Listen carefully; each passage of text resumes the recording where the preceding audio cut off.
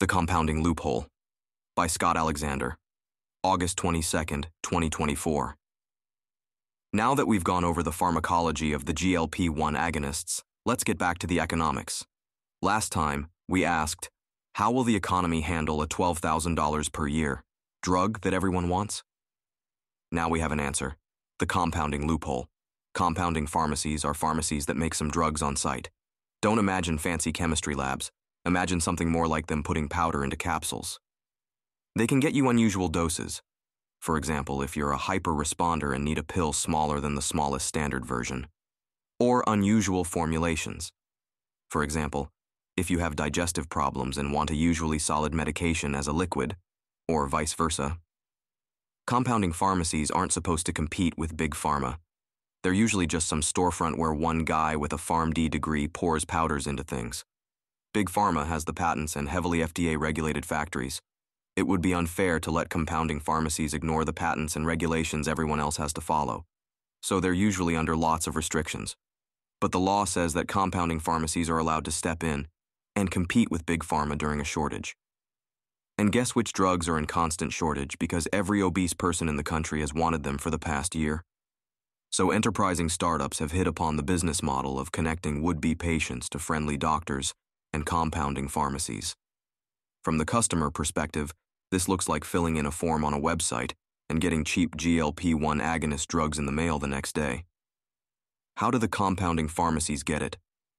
They say it's through the same factories that make the official version for Big Pharma.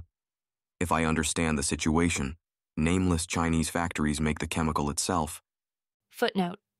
The linked Reddit answer names a factory in Switzerland, but some other sources give a longer list of factories, most of which were in China. And Novo Nordisk, the pharmaceutical company that owns the official patent, does some fancy encapsulation work at their own plants. But they have a permanent capacity problem because of logistical and regulatory issues, so the nameless Chinese factories sell the extra to the compounding pharmacies on the side.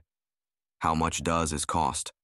Henry Meds is $297 per month, Eden is $296, and Mochi is $254, compared to the $1,300 per month you'd pay for the official product. This isn't covered by insurance, so it's still not affordable for lots of people. But it's more affordable than the $1,300 per month version. Also, there's not a shortage of it. Why doesn't it cost even less? This is still a mystery to me. The compounding pharmacies are circumventing the patent, so they don't need to pay back investment. And there's a lot of competition between various compounders and telemedicine startups. Even 23andMe is getting in on the deal now. And some Harvard doctors recently published a paper saying that the unit cost to the manufacturer is only about $5 per month. Maybe the bottleneck is FDA-approved factories, or high-capacity compounding pharmacies, or maybe Harvard doctors with no skin in the game are assuming too many things away, and $250 is the best we'll get for now. Is the compounded version as safe as the regular version? The chemicals coming from the same factories is a good start, but might there be problems with the last few steps done at the pharmacy? The usual suspects have written countless articles warning that compounded semaglutide might not be safe. The really ambitious ones have mentioned that adverse events have even been reported to the FDA. But this article gives away the game.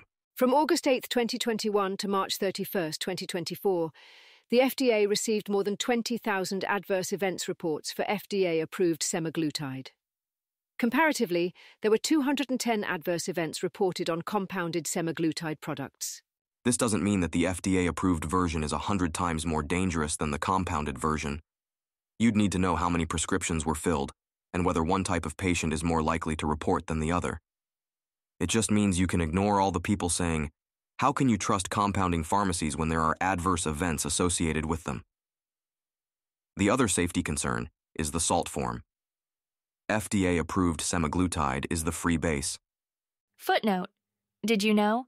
The slang term based originally comes from the free base form of a drug, as opposed to the salt. I am not making this up. The semaglutide molecule not attached to anything. Some suppliers sell the salt version, a semaglutide attached to an ion like sodium. The FDA has issued warnings saying that the salt version isn't approved, that any supplier caught using the salt will be shut down. and that you should avoid compounding pharmacies because you can never be sure they're not offering the dreaded salt form. The commentary I've read from chemists is that none of this matters because the salt form dissolves into the free base as soon as it's in water, which it always is before you inject it. Although other people point out that maybe there could still be some theoretical concerns about shelf life and stability. Still, the FDA is legally allowed to shut down anyone offering the salt, and all the compounding pharmacies have switched to the free base. I'm less convinced by any of this than I am by the existence of several big online communities of compounded GLP-1 drug users, e.g. R/compounded semaglutide, who overall seem pretty happy and don't report any unusual side effects. So this is good, right? I'm pretty encouraged by it.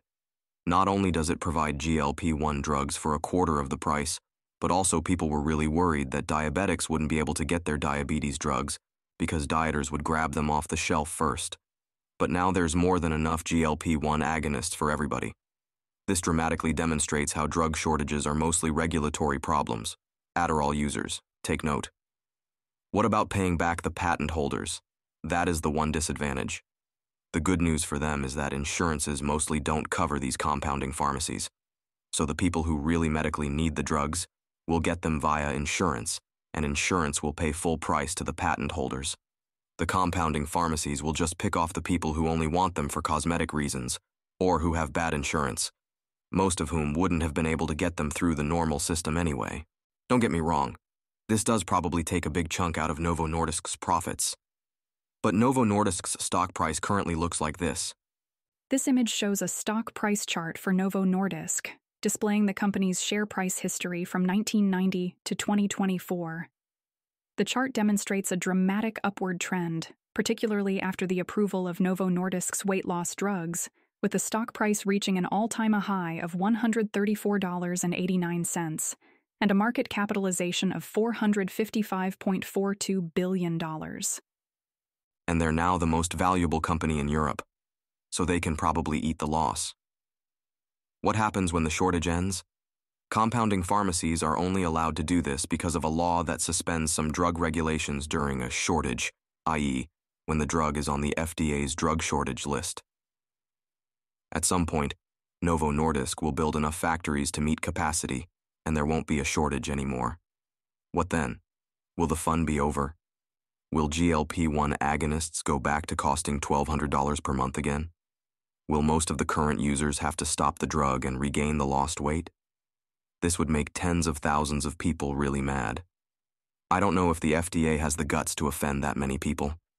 Their style is more to crush drugs before they ever come out, before anyone knows what they're missing. During COVID, the DEA said that telemedicine was allowed to be cheap and convenient so patients could get care during lockdown. After the pandemic died down, they tried making it hard and expensive again, but so many patients protested that they backed off. The uproar we'll get if the FDA tries to make GLP-1 drugs expensive again will make that one look like a tempest in a teapot. But Big Pharma will be even angrier if they don't.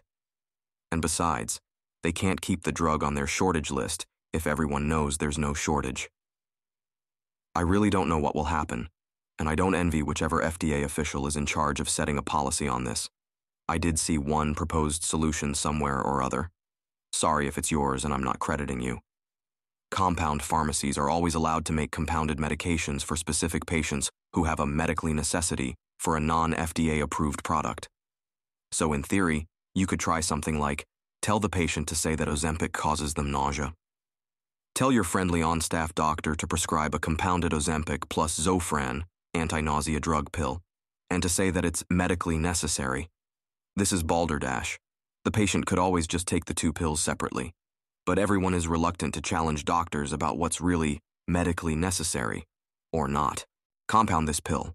Sell it to the patient. Somehow industrialize this system to serve tens of thousands of patients, all of whom coincidentally have this same side effect for which the combination pill is medically necessary. This is obviously cheating, but if the FDA were desperate enough, it might let them get away with it.